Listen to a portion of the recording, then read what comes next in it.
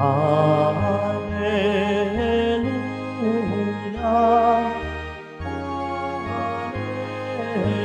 Alleluia, Alleluia,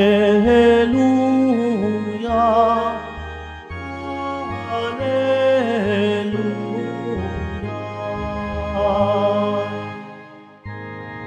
Kayong kay Kristo nabuhay ay sa langit nakadaan upang kay Kristo pumisan. Alleluia, Alleluia, Alleluia,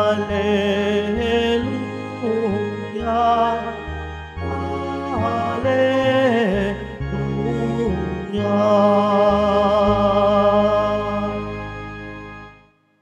Sumainyo ang Panginoon. At sumayo rin. Ang mabuting balita ng Panginoon ayon kay San Juan. Papuri sa iyo, Panginoon. May isang pariseyo at pinuno ng mga Hudyo na nagangalang Nicodemo. Isang gabi, siya'y nagsadya kay Jesus. Rabay, sabi niya, nalalaman po namin kayo'y isang guro mula sa Diyos, sapagkat walang makagagawa ng mga kababalaghang ginagawa ninyo, malibang sumasa kaniya ang Diyos. Sumagot si Jesus, sinasabi ko sa inyo, maliban na ipanganak na muli ang isang tao, hindi siya paghaharian ng Diyos. Paano pong maipanganak na muli ang isang tao kung matanda na siya? Makapapasok pa ba siya sa tiyan ng kaniyang ina para ipanganak ulit? Tanong ni Nicodemo. Sinasabi ko sa inyo, ani Jesus,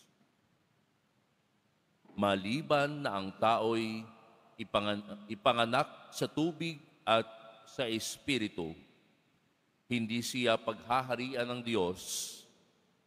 Ang ipinanganak sa laman ay laman, at ang ipinanganak sa Espiritu ay Espiritu. Huwag kayong magtaka sa sinabi ko sa inyo, lahat ay kailangang ipanganak na muli.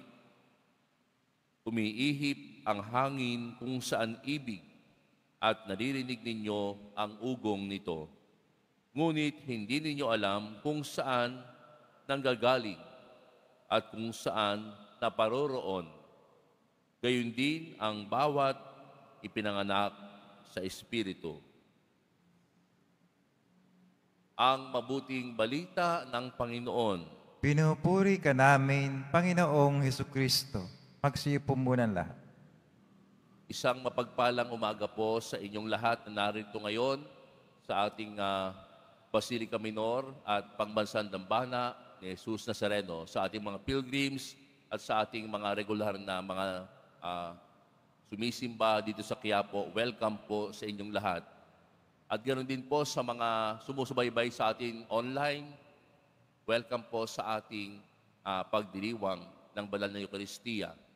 Sa mga sumusubaybay sa atin sa iba't ibang bahagi ng ating bansa at maging sa iba't ibang mga lugar, iba't ibang sulok dito sa mundo kasama na sumusubaybay sa atin ngayon. Welcome po. Mga kapatid, tunay nga po na ang ating Panginoong Jesus na muling nabuhay, ito po ay nagbibigay sa atin ng pag-asa. Kahit sa ating ebanghelyo, mga kapatid, narinig natin na may isang guro ng mga Hudyo na ang pangalan po ay Nicodemo. Isang gabi, siya'y lumapit kay Jesus. Magtataka kayo, bakit gabi? Marahil po, takot siyang makita ng iba. Pero sa puso po niya, nandoon yung kanyang pagnanasa na mas makilala pa si Jesus. Nais niyang mas mapakinggan pa ano ba yung katotohanan. At narinig niya mula kay Jesus ang katotohanan. Anong sabi po ni Jesus? Maliban na ang isang tao ay ipanganak na muli, hindi niya makikita ang kaharian ng Diyos. John 3, verse 3. Hindi sapat po yung buhay lamang tayo physically. Hindi sapat yung kapag ginagawa mo yung tradisyon sa ating relihiyon o sa kung saan man, hindi sapat yun. Ang Panginoong Jesus hinihiling sa atin na dapat ang ating buhay ay mayroong bagong pagsilang. And this will only happen with the Spirit. Isang buhay sa Espiritu. Mga kapatid, minsan nabubuhay tayo na parang sapat na yung nagtatrabaho tayo, sapat na yung nabubuhay tayo. Pero mga kapatid, naramdaman na ba ninyo na sa pagtatrabaho natin, minsan parang walang spirit. Parang ang ginagawa natin, nawawalan ng kahulugan. Bakit kaya?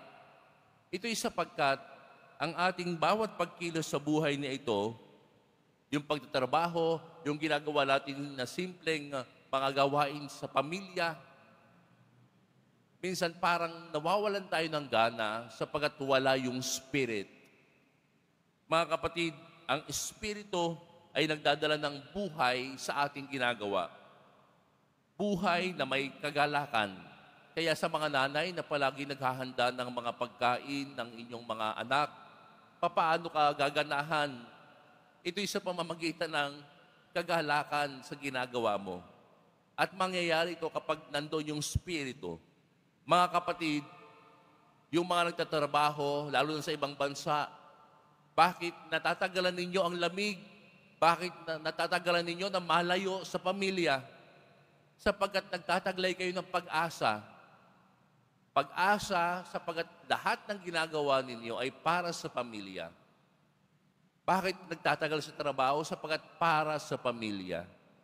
Nandun yung pag-asa. At higit sa lahat, naroon ang pag-ibig. Mga kapatid, bakit tayo nagsisikap? Bakit tayo naghahanap buhay? Dahil sa pag-ibig. At lahat ng ginagawa natin ay magkakaroon ng halaga, may meaning kung ito'y may pag-ibig, kung ito'y may pag-asa, at kung ito'y may kagalakan. At ang lahat ng ito ay dala ng Espiritu. Kaya mga kapatid, tanungin natin ang ating mga sarili, sa ginagawa ko ba? Ako ba'y may gana pa? Sa ginagawa ko ba? Ako ba ay masaya pa? Sa ginagawa ko ba? Ito ba'y may pag-asa at pag-ibig pa? Kapag po wala na ang mga sangkap na ito, baka wala na pong spirito. Kaya magandang ating muling balikan, bakit ka nagtatrabaho? Siyempre, para sa pamilya mo. Bakit ka nagsisikap? Para sa mga anak mo. Sa mga anak na naririto, bakit kayo nagsisikap? Sapagkat gusto niyong bigyan ng magandang buhay ang mga magulang ninyo. Na sa kanilang pagtanda, dahil out of gratitude, dahil mahal na mahal niyo sila, you will give the best life for your parents. Yun ang dahilan kung bakit natin ginagawa mga bagay-bagay. May dahilan, may kahulugan. There is meaning in what we do. Mga kapatid, kung ating napakinggan at nasubaybayan ng Ebanghelyo, si Jesus inimbita si Nicodemo na sumunod sa kanya. Hindi pinipilit ni Jesus.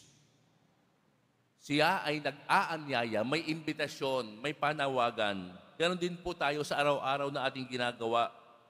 Inaanyayahan tayo ni Jesus Nazareno na palaging maging bukas at bago ang ating loob. Maging bukas at bago yung ating puso.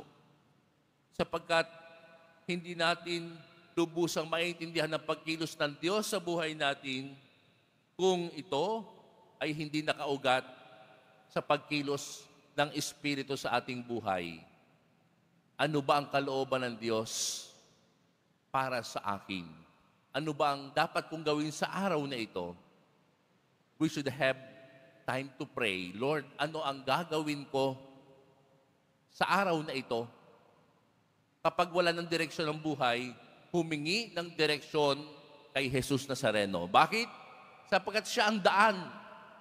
Kapag ramdam mo, you are at lost, humingi ng direksyon kay Jesus Nazareno. Sapagkat siya ang magbibigay sa atin ng daan patungo sa Ama. Kaya mga kapatid, katulad ni Nicodemo na nais mapalapit kay Jesus, tayo rin inaaniyahan ni Jesus, lumapit ka. Baka kasi lumalayo ka kay Jesus. Bakit parang wala ka ng gana? Baka kasi hindi ka na lumalapit kay Jesus. Bakit wala ng halaga at kahulugan ng buhay mo, parang useless na? Baka kasi hindi ka na lumalapit kay Jesus. Nawa, sa bawat paglapit natin sa mahimalang Jesus Nazareno, sa bawat pagtapak natin sa simbahang ito ng Quiapo, nawa, paramdaman natin kung gaano tayo kalapit sa puso ni Jesus. At nawa, patuloy nating madama ang pagkilos ng Espiritu sa buhay natin. Panginoon, gabayan mo kami. Panginoon, sa buhay na ito, kailangan namin ng kahulugan. At ikaw, Jesus Nazareno, ang magbibigay ng kahulugan at direksyon sa buhay namin. At sa pamamagitan ng biyaya ng Espiritu Santo, kami ay magkakaroon ng panibagong buhay, kapayapaan at pag-ibig. Amen.